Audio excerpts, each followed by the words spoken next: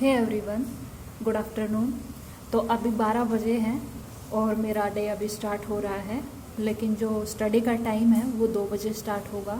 जो मेरा पहला सेशन है वो रहेगा 2 बजे से शाम के 5 बजे तक, और जो फिर दूसरा सेशन है वो रहेगा 7:30 शाम के 7:30 से, जब तक ये सारे टारगेट्स कंप्लीट नहीं होंगे तब तक। तो सबसे पहले मैं करूँगी हरियाणा जीके में जो स्कूल है, जैसे केवीएस है या फिर नवोदय विद्यालय है, कब इनकी स्थापना हुई, कैसे क्या हुआ, या हरियाणा शिक्षा जो भिवानी बोर्ड है, यानी कि शिक्षा के बारे में, स्कूलों के बारे में, यूनिवर्सिटी के बारे में नहीं, सिर्फ स्कूलों के बारे में करूँगी आज।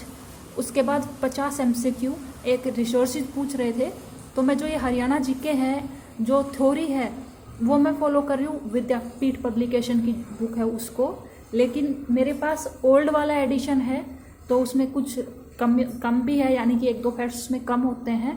तो ये वो MCQ वाले में से मुझे कहीं मिलते हैं तो मैं उसमें छोटे छोटे अक्षरों में नोट कर लेती हूँ। तो आप भी ज़रूरी नहीं है कि नए एडिशन की तरफ ही भागे, कुछ चीज़ें होती है जो हमें उसमें ऐड करने की ज़रूरत होती है, तो आप वो वैसे भी लिख सकते हो, ठीक है। तो मैं वो फॉलो कर रही हूँ। अभी तो काफ़ी सारी बुक्स हैं अच्छी अच्छी मार्केट में, आप कोई भी हरियाणा जीके की फॉलो कर सकते हो जिसमें कम एरर हो। और जो ये 50 MCQ हैं, ये मैं एक जीनियस एकेडमी है उनकी बुक है, आई थिंक ये ऑल ओवर हरियाणा अवेलेबल है, लेकिन यहाँ की जहाँ हम रहते हैं वहाँ की ये लोकल एकेडमी है, तो उसकी फॉलो कर रही हूँ। उसमें अराउंड 3200-3300 के आसपास MCQs हैं, ओके। तो मैं 50 कर रही हूँ उसमें से।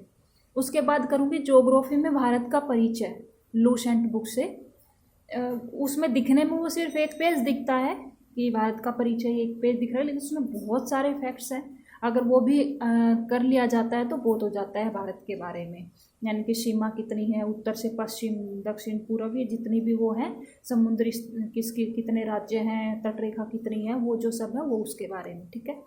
उसके बाद जो फिजिक्स का रिवीजन करूँगी, जो मैंने 6-7 दिन पहले पढ़ा था उसका 2-3 चैप्टर्स का, उसका रिवीजन करूँगी। रिवीजन मैं कैसे करती हूँ, सारे क्वेश्चंस का रिवीजन नहीं करती। मुझे लगता है कि इस क्वेश्चन को मैं मे भी भूल सकती हूँ, या फिर जो उस समय मुझे नहीं आ रहा होता तो उसमें टिक लगा लेती हूँ। रिवीजन के टाइम उन टिक किए गए क्वेश्चंस को ही पढ़ती हूँ, क्योंकि कुछ क्वेश्चन ऐसे हैं जो परमानेंटली दिमाग में बैठे हुए हैं, तो उनको दोबारा से पढ़ने का फ़ायदा नहीं है इतने शॉर्ट टाइम में। तो जो टिक लगाए हुए हैं सिर्फ उनको पढ़ूंगी, 2-3 चैप्टर्स को। जितना होगा ना ये 2 से 5 बजे में, मैं उतना ही करूँगी। फिर पता नहीं अब कितना हो पाएगा, क्योंकि डीपली पढ़ना पड़ रहा है, अभी एग्ज़ाम पास आ रहा है तो ज़्यादा टाइम भी लग जाता है, टाइम ड्यूरेशन में मे भी ना हो पाए, ठीक है। तो अब जितना हो पाएगा उतना करूँगी इसमें, आई थिंक। फिर फिजिक्स का रिवीजन ये तीनों हो पाएंगे ऐसा लग रहा है इस टाइम में। उसके बाद फिर मैथ करूँगी मैं, रेशियो और प्रोपोर्शन। इसके ज़्यादा क्वेश्चन नहीं करूँगी, 15-16 क्वेश्चन करूँगी, यानी कि मेरा टारगेट आज रेशियो एंड प्रोपोर्शन की 3 टाइप सीखना, नई टाइप, 3 टाइप जो पहले नोट्स बनाए हुए हैं उनमें से। फिर उसके बाद इंग्लिश वोकैब करूँगी SP बख्शी बुक से। आपके पास कोई भी बुक हो इंग्लिश की, उन सब में वोकैब होती है, आप किसी भी बुक से कर सकते हो। ज़्यादातर लोगों के पास नीतू सिंह बुक होती है, वो बहुत अच्छी बुक है, उसमें जो वोकैब है वो भी आप कर सकते हो। लेकिन मेरा एक सजेशन रहेगा, अगर आपके पास दोनों बुक्स हैं, SP बख्शी भी है और नीतू सिंह भी है, तो आप पहले नीतू सिंह वाले वोकैब को करिएगा, उसके बाद आप SP बख्शी पे आइएगा, ठीक है। क्योंकि SP बख्शी में ना इंग्लिश टू इंग्लिश ही दिया हुआ है, इंग्लिश टू हिंदी की नहीं है उसमें, तो आपको कन्फ्यूजन हो सकता है, इसमें ज़्यादा भी वोकैब है। और जो नीतू सिंह में है वो रिलेवेंट भी है और उसमें थोड़ी कम भी है, तो आप अगर स्टार्टिंग कर रहे हो तो वहाँ से स्टार्ट करना चाहिए, आई थिंक।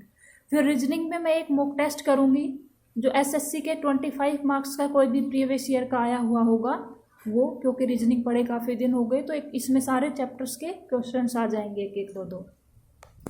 उसके बाद करंट अफेयर्स करूँगी अप्रैल के अराउंड 10 से 12 क्वेश्चंस। ये मैंने पेड सब्सक्रिप्शन ले रखा है एक, आपको पेड सब्सक्रिप्शन की ज़रूरत नहीं है, हम 3-4 बहनें मिलके पढ़ते हैं, तो इसलिए मैंने ले लिया था। आप कहीं से भी ऐसा कोई भी PDF उठा लो, आप करंट अफेयर सर्च करो तब डाला करो, जैसे आपको मार्च की लेनी है, March month current affair capsule, फिर वो आ जाएगी। उसमें कुछ क्वेश्चंस ऐसे होंगे जो नहीं करने के होंगे, लाइक छोटी छोटी अपॉइंटमेंट, उस बैंक का MD CEO, HSSC में ऐसे नहीं आते हैं। तो आप पढ़ने लगोगे तो आपको पता लग जाएगा कि किस तरीके से करना, आप वहाँ से कर सकते हो। हर मंथ की मिल जाती है नेट पे आराम से PDF। फिर उसके बाद अगर ये सारा टाइम से हो जाता है तो आप लोगों के लिए एक वीडियो शूट करूँगी जिसमें मैं 4 इम्पोर्टेंट रूल्स की बात करूँगी। वो अराउंड 10 से 12 मिनट का वीडियो होगा, जैसे पहले डाला था।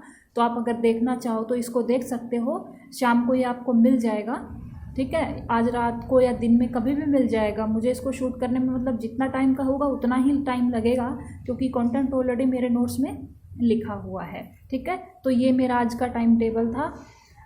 आप भी बताना आप कैसा पढ़ रहे हो, कैसा आपकी तैयारी चल रही है, और जो मैं बताती हूँ उसको फॉलो करते हो या नहीं करते हो, या आप ज़रूरी नहीं है आप इसको फॉलो करो ही, आप अपना भी अपने अकॉर्डिंग भी बना सकते हो।